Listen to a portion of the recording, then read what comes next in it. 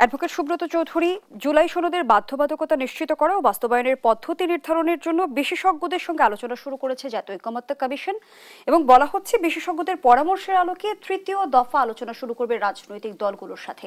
কতটা আশাবাদী হতে পারছেন? জুলাই সনদ চূড়ান্ত হবে কি? এই আলোচনাগুলোকে স্বাগত জানাই, কারণ দীর্ঘদিন ধরে আমাদের রাজনৈতিক কালচার বলেন, শিষ্টাচার বলেন, একে অপরের সাথে আমাদের একসাথে বসে যে চা খাবো সেই সম্পর্ক ছিল না।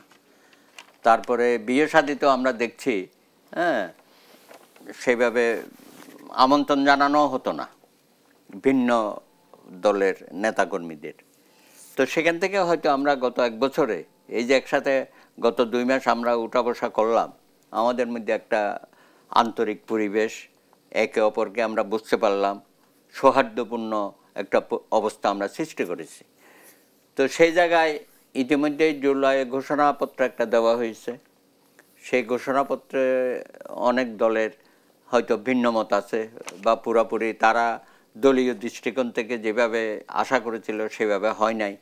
তো তার মধ্যে বিএনপি, জামাত এবং এনসিপি তারা কিন্তু আগেই এটা পেয়েছিল, ড্রাফট কপিটা, যদিও আমরা সহ অন্যান্য দল পাই নাই। তো তারা তো এটার ব্যাপারে দ্বিমত করতে পারে না। এনসিপি, জামাত, বিএনপি তারা তো দেখেছে, এটা দেখার পরে তাদেরকে মঞ্চে নিয়ে এটা প্রধান উপদেষ্টা উপস্থাপন করেছে। আমরা যারা দেখি নাই, আমরা বলছি যে না, আমাদের 2-1 জায়গায় আমাদের ভিন্ন মত আছে, এই বিষয়টা আমরা দিয়ে রাখলাম, আমাদের বক্তব্য দিয়ে রেখেছি। জামাত তো বলতে যে আমি কোনোভাবে তারা সন্তুষ্ট না। তো তোমরা দেখার সময় মতামত দিয়েছো, এখন আবার সন্তুষ্ট না। একইভাবে জুলাই সনদ নিয়ে এই যে ভিন্ন ভিন্ন অবস্থান আমরা নিচ্ছি, এটা তো শেষ পর্যন্ত একটা এমন হবে যে আমাদের মধ্যে যে ঐক্য গড়ে উঠেছে বিগত আন্দোলন এবং বর্তমান 1 বছরে, এই ঐক্যের মধ্যে ফাটল ধরানো যাবে না। আমাদের কথা হচ্ছে আমরা যতটুকুই ঐক্যমতে যাব, আমরা সেটুকু নেই জুলাই সনদে দেব। ভিন্ন মত যেটা থাকবে সেটা দেব না। কেন আমরা আননেসেসারি পুরা দেশের মধ্যে আবার একটা কেয়াস, কনফিউশন তৈরি করে দেব?